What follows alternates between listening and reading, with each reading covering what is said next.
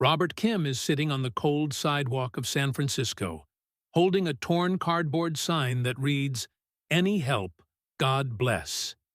His hands tremble not just from the cutting wind that sweeps through the city streets, but from the shame that corrodes his soul like silent acid.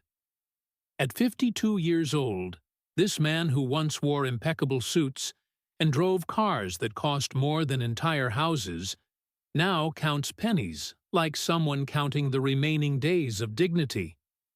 You can perceive that there are moments in life when destiny plays Russian roulette with our existence, and Robert has just heard the fatal click. The metallic blue Lamborghini stops at the traffic light just 10 meters away from him, and even through the dark glass, Robert instantly recognizes that familiar silhouette in the back seat. It's Steph Curry. The same Steph Curry for whom Robert drove for 3.5 years, knowing every preferred route, every secret restaurant, every intimate conversation whispered during long trips, between games and events. To understand how a man who once held the keys to the world's most expensive cars ended up begging for coins on the same street where he used to pick up his former employer, we need to go back 8 months in time, when Robert Kim's life still made sense. It was January when Robert's world began to crumble like a house of cards in a windstorm. Jennifer Walsh, his wife of 26 years, woke up on a Tuesday morning complaining of a headache that simply wouldn't go away. "It must be work stress," she said, forcing a smile that couldn't hide the growing concern in her eyes. Robert took her to the doctor that same week, driving his own Honda Civic, a stark contrast to the luxury vehicles he handled professionally. What should have been a routine consultation turned into an endless series of tests, each one more frightening than the last. How is it possible that such small words have the power to explode an entire life? Malignant brain tumor, stage 3. The oncologist pronounced the sentence like someone reading a weather report, but for Robert, it was as if the ground had opened beneath his feet and swallowed him alive. The following weeks passed in a fog of despair disguised as hope. Robert continued driving for Steph, maintaining his mask of impeccable professionalism, but inside he felt as if he were falling apart cell by cell. During trips, while Steph talked about NBA pressures or family plans, Robert mentally calculated how much each chemotherapy session would cost, each experimental medication, each microscopic chance to save the woman he loved. It's impossible not to feel the crushing weight of trying to carry a world that's collapsing on your shoulders. Robert discovered that loving someone intensely also means suffering intensely in silence. Jennifer began treatment in February. The medical bills arrived like weekly tsunamis, each one bigger than the last. $50,000 for the first series of chemotherapies, $28,000 for the first month's medications, $15,000 for the exploratory surgery that yielded no results whatsoever. Robert first sold the car, then liquidated all the savings from a lifetime of honest work. He took out loans he knew he could never repay. He mortgaged the house they had bought with so much sacrifice. Have you ever wondered how far you can stretch the rope of dignity before it snaps completely? Robert discovered there is no limit when you're trying to save the person who gives meaning to your own existence. Throughout this entire period, Steph Curry never knew anything. Robert was a master at hiding pain behind professional smiles. "Good morning, Mr. Curry. How was practice yesterday?" he would ask every morning with the same steady voice, while inside he screamed with silent desperation. In April, Jennifer lost the battle. Robert held her hand as she slipped away from him, whispering, "Thank you for trying to save the world for me," with the last breath she could muster. In that moment, something happened that no one expected. Robert Kim simply disappeared. He gave no explanations, said no goodbyes, explained nothing to anyone. In a world where the pain was too great to fit into words, he chose the most absolute silence. The debts swallowed him like relentless quicksand. The house was taken by the bank. What little remained was consumed by Jennifer's funeral costs. In less than 2 months, Robert Kim went from being a respected and well-paid driver to an invisible man, wandering the streets of the same city, where he once knew every corner by heart. Great things happen when we have the courage to continue, even when we lose everything. Robert whispers to himself every morning when he wakes up in the municipal shelter. It's the phrase Jennifer used to repeat during the most difficult days of treatment. And now, it's the only thing that keeps him breathing. But as Robert adjusts himself on the cold sidewalk, trying to hide, behind the cardboard sign, the blue Lamborghini remains stopped at the traffic light. And for the first time in 8 months, Robert Kim feels that maybe he's no longer invisible. What he doesn't know is that this afternoon will change not only his life, but will touch the hearts of millions of people around the world. The first days on the streets of San Francisco taught Robert Kim a cruel lesson about urban invisibility. The same sidewalks he traveled thousands of times driving luxury cars had now become his permanent address. And it's surprising how perspective changes completely when you're looking from bottom to top instead of the other way around. Robert discovered that there's a perverse science in the art of becoming invisible. First, you learn to avoid eye contact with anyone who might recognize you. Then, you develop a hunched posture that hides your natural height. Finally, you cultivate an unkempt beard and clothes dirty enough so that no one sees the man you used to be anymore.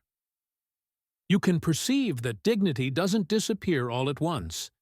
It gets torn away piece by piece, like old wallpaper peeling from the walls of an abandoned house. Robert feels each fragment coming loose every time he extends his hand, asking for coins from people who once greeted him with respect. During the first 3 months, Robert still tried to maintain some appearance of normalcy. He slept in the municipal shelter in the Tenderloin, took showers when he could access the communal bathrooms, and looked for temporary jobs with the determination of someone who still believes they can return to the surface. But the reality of the streets has its own cruel rules. Employers look at a 52-year-old man with a shelter address and see only potential problems. "We'll be in touch," they would say, knowing they never would. Robert kept these polite no's like a collector keeps old coins, evidence of an era that doesn't come back.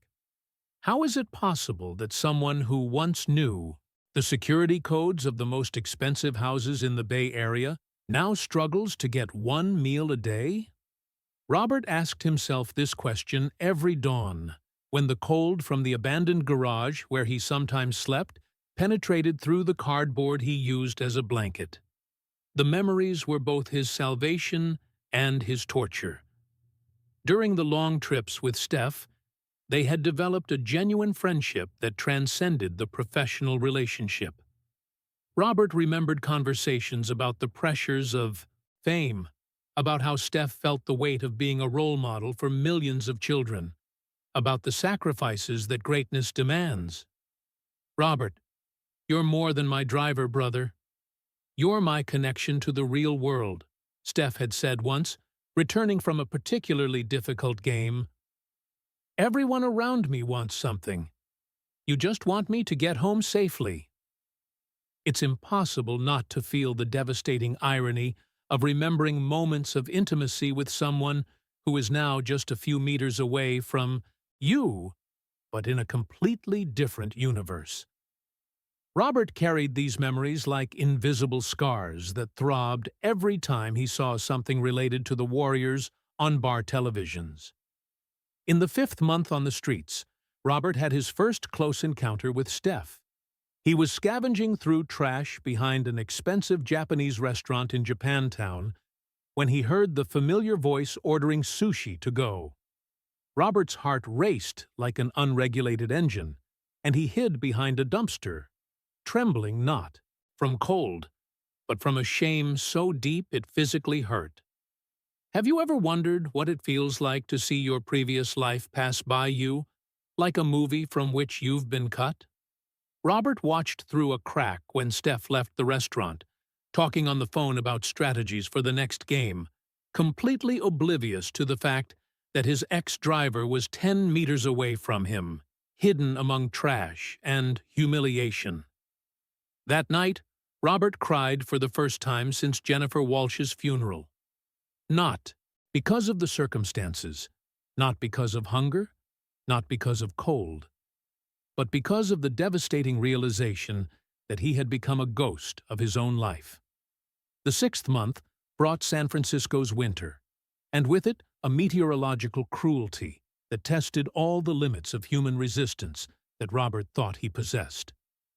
The nights were a constant battle against hypothermia, and the days a silent war against the hopelessness that grew like weeds in fertile soil. It was during this period that Robert developed his philosophy of survival on the streets.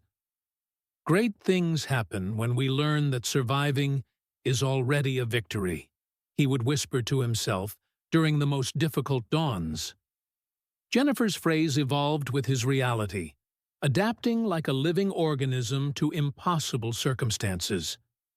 In the 7th month, the encounter happened that almost broke Robert completely.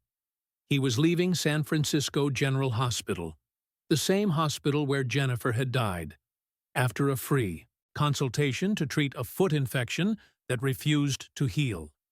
In that moment, something happened that no one expected. Steph Curry came out of the main elevator of the hospital, clearly visiting someone, surrounded by discreet security guards and an aura of importance that Robert knew so well. They were less than 5 meters from each other. Robert could see every detail of Steph's face, could hear his voice giving instructions to the security team. For a microscopic moment, Steph's eyes passed over Robert, but there was no recognition whatsoever. The invisibility was complete. Robert Kim had become such a convincing ghost that not even someone who knew him intimately for years could see him through the mask of poverty. How many times in life do we witness the exact moment when we realize we've become unrecognizable to ourselves? Robert walked away from the hospital that day, carrying not only the physical pain of the infection, but the certainty that he had crossed an invisible line from which he might never be able to return. Now, in the 8th month, sitting on this sidewalk with a cardboard sign that represents the final capitulation of his dignity, Robert watches the blue Lamborghini at the traffic light and feels something different. Not hope? That would be asking too much. But perhaps, just perhaps, one last chance to be seen by someone who once cared. What Robert doesn't know is that Steph Curry also carries invisible scars. The pain of having lost a friend without explanation, the guilt of not having noticed that someone close was suffering in silence, the question that has haunted him for 8 months. Where is Robert Kim? Steph Curry walks down Market Street in San Francisco on a sunny September afternoon, his legs still tired from the morning's intense training. He had decided to dismiss the current driver and walk to the recording studio, a rare attempt to experience the city without filters of bulletproof glass and air conditioning. What he doesn't know is that this decision will change 2 lives forever. The traffic light turns red when Steph approaches the corner of 6th Avenue. While waiting to cross, his eyes automatically capture the movement of the streets. Decades of fame have taught him to always be aware of the surrounding environment. It's then that something makes his heart skip a beat. You can perceive that there are moments in life when recognition doesn't happen through sight, but through something much deeper, a muscle, memory of the soul that identifies familiar presences even when everything else has changed. Steph feels this now, like a ghost from the past touching his shoulder. Sitting on the sidewalk, less than 10 meters from him, is a man he swears he knows. The hunched posture can't completely hide the familiar height. The hands trembling while holding the cardboard sign. They're the same hands Steph saw thousands of times on the steering wheel, firm and secure, conducting him through the city with silent mastery. "It can't be," Steph whispers to himself, feeling his feet move involuntarily toward the figure on the sidewalk. Each step seems to last an eternity, each heartbeat echoing like thunder in his ears. Robert Kim feels the approach before even looking up. There's something in the cadence of the steps, in the familiar rhythm of a presence he knew intimately for years. When he finally raises his gaze and sees Steph Curry standing before him, the world simply stops making sense. How is it possible that two men who shared so many stories, so many comfortable silences, so many confidences murmured during long trips, now look at each other through a social abyss that seems insurmountable? Robert feels the urge to flee, to disappear into the concrete, to go back 8 months in time and prevent this embarrassing moment from happening. "Robert?" Steph pronounces the name like someone whispering a prayer, his voice loaded with disbelief, relief, and a deep pain he can't disguise. "Robert Kim, is that you, brother?" The public recognition of the name makes something definitively break inside Robert. Tears he had kept for months begin to flow down his face, like rivers of crystallized shame. He tries to hide behind the cardboard sign, but Steph immediately kneels beside him, completely ignoring the people who begin to stop and watch. "My God, Robert, what happened to you?"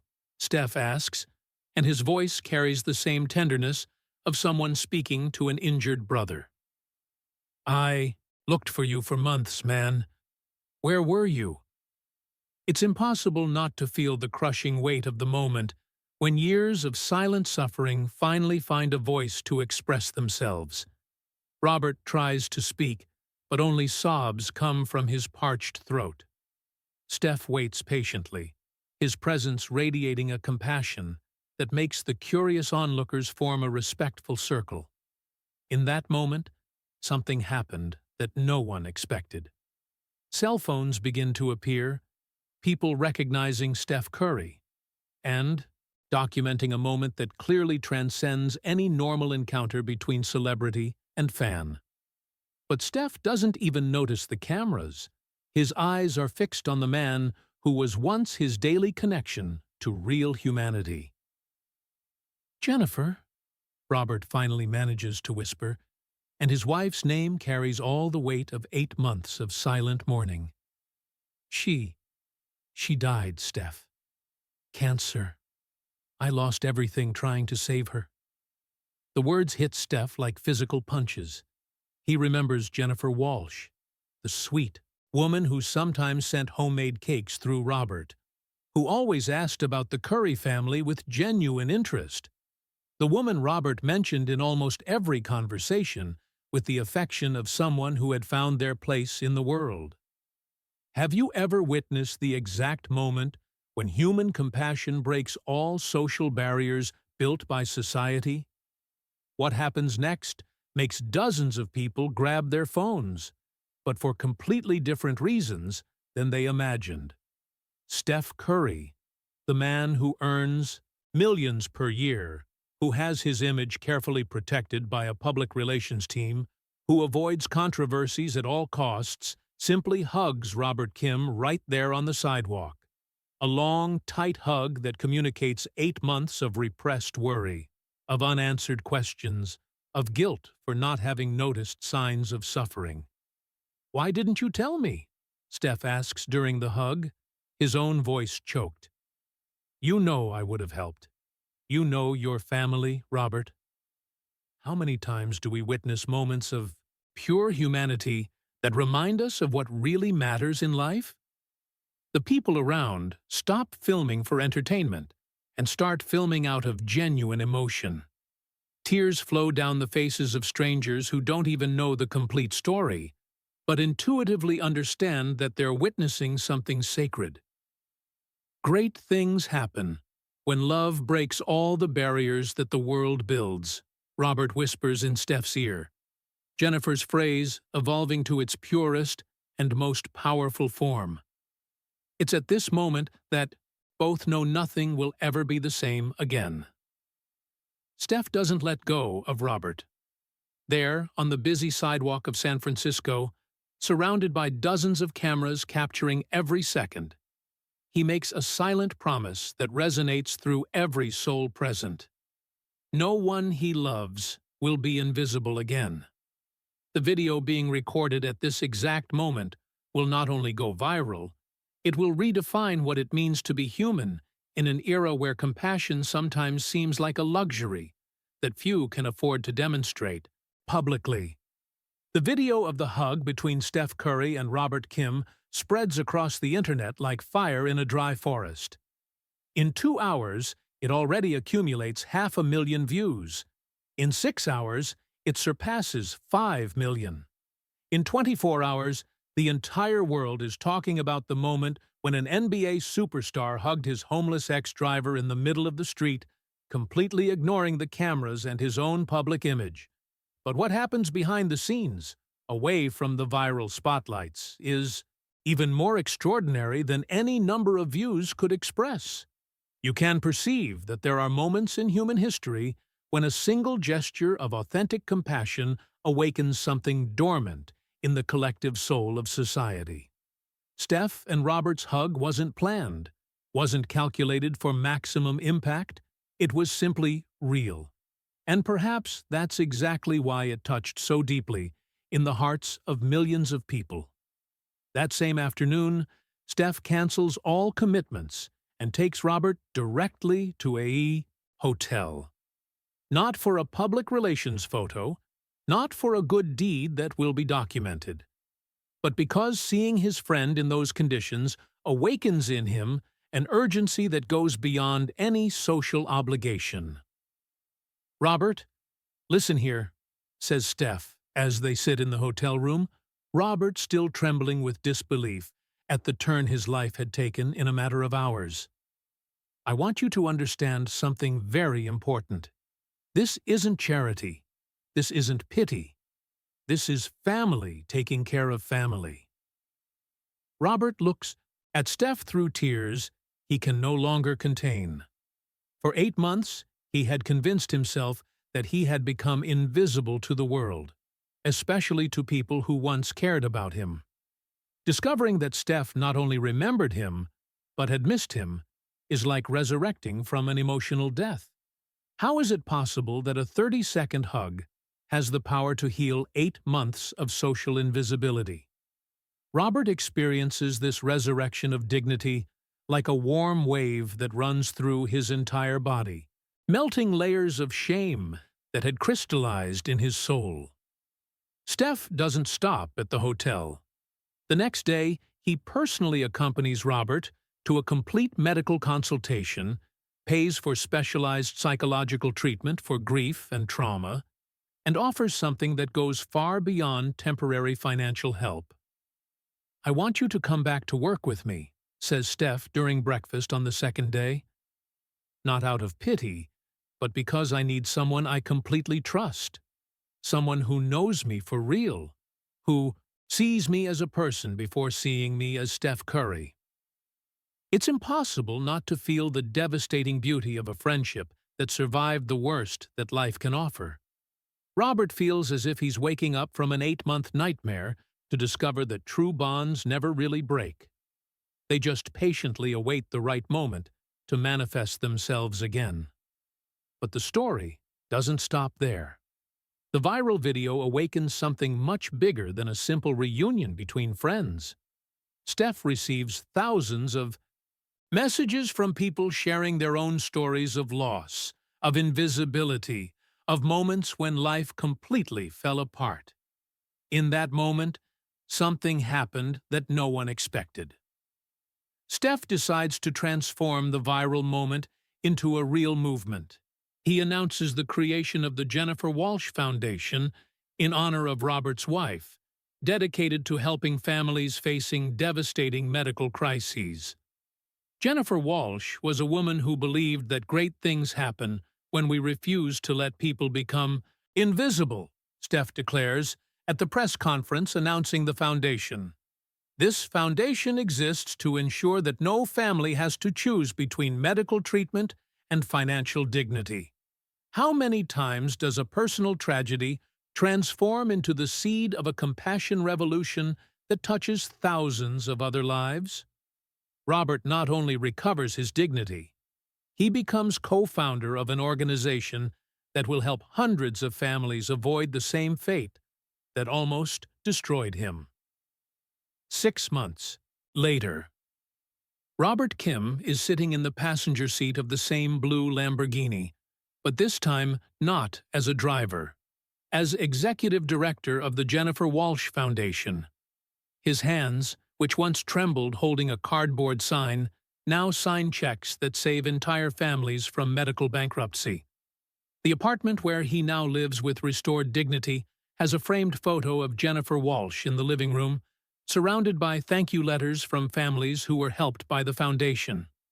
Robert reads a new letter every morning, remembering that the pain of losing Jennifer transformed into the purpose of saving other families. Steph, Robert says, as they drive to another aid delivery to a family in crisis, you know that hug on the street didn't just save my life, right? It taught me that invisibility is a choice that society makes, not a permanent condition of people. Steph smiles, but his eyes are fixed on the road ahead. Robert, that day also saved me. I was starting to forget what it means to be truly human. You reminded me. Have you ever wondered how a single moment of genuine compassion can create waves that spread through thousands of lives? The hug video has already been seen by more than 100 million people. But more important than that, it inspired the creation of dozens of similar foundations around the world. The Jennifer Walsh Foundation has already helped more than 500 families, preventing them from going through the same hell that Robert experienced. Each saved family is a victory against social invisibility, proof that great things really happen when we decide to see humanity in every person who crosses our path. It's impossible not to feel a shiver of hope when realizing that afternoon in San Francisco, when two friends reunited through an apparently insurmountable social abyss, wasn't just about second chances, it was about first choices. The choice to see, the choice to act, the choice to love stronger than the fear of social judgment. Robert keeps in his pocket a worn photo of Jennifer Walsh, but next to it, a new photo, taken on the day of the foundation's inauguration, showing him and Steph hugging again. This time, the hug wasn't viral by accident. It was viral by divine design. And every time someone asks Robert how it's possible to rebuild a life after losing everything, he responds with the final version of the phrase that kept him alive during the darkest moments. Great things happen when we discover that our pain can become the medicine for other people. This is a story about fall and redemption, but it's even more a story about how true greatness isn't measured by the points we score or the cars we drive. It's measured by the hugs we give when no one is expecting, and by the courage to transform our own scar into the cure for others.